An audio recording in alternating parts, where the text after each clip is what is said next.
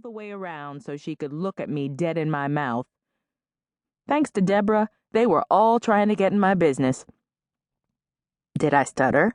I'm saving myself for the right man, I replied with a mean glare.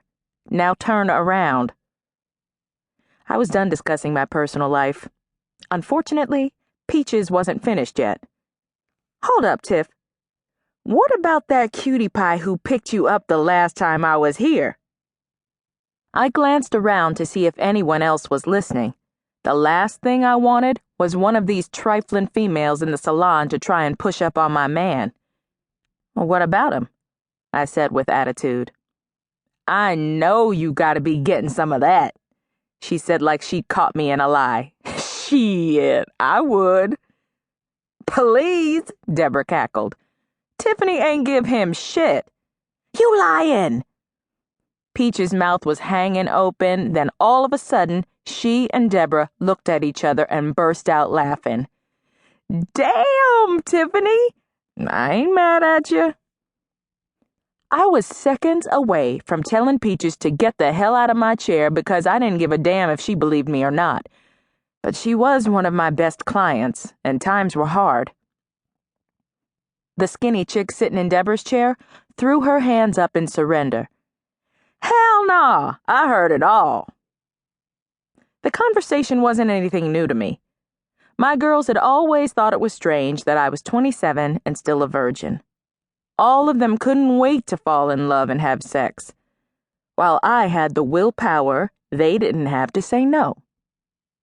I won't say it had always been easy, but it was either wait or deal with Ruby D.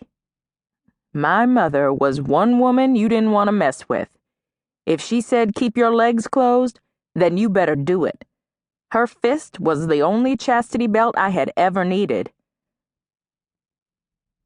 I glanced around the floor, then took a deep breath before I said, why is it if a woman says she's a virgin, she has to be lying?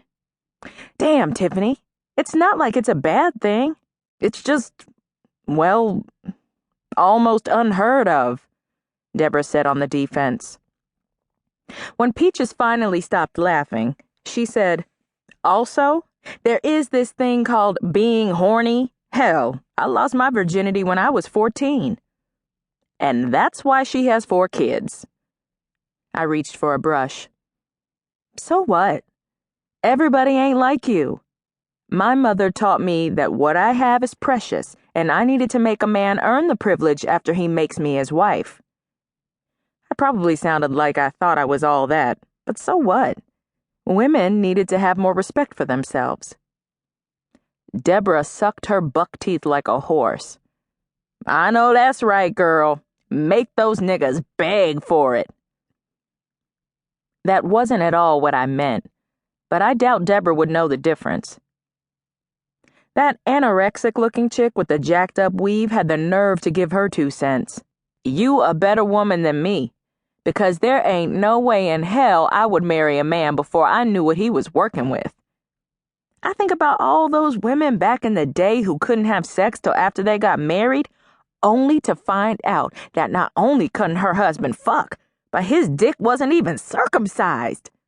Ugh! Peaches was laughing so hard she practically fell from my chair.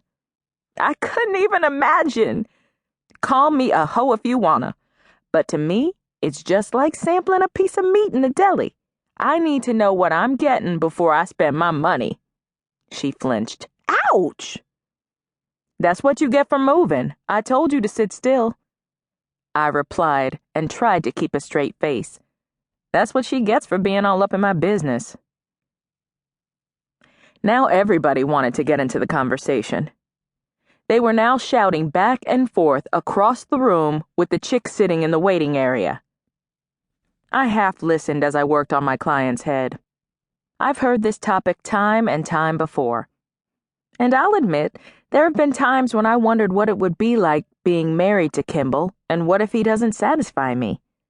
But on the other hand, as my best friend told me, you can't miss what you've never had.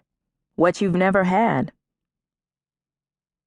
Ms. Conrad lifted the hooded dryer from her head. I should have known her nosy.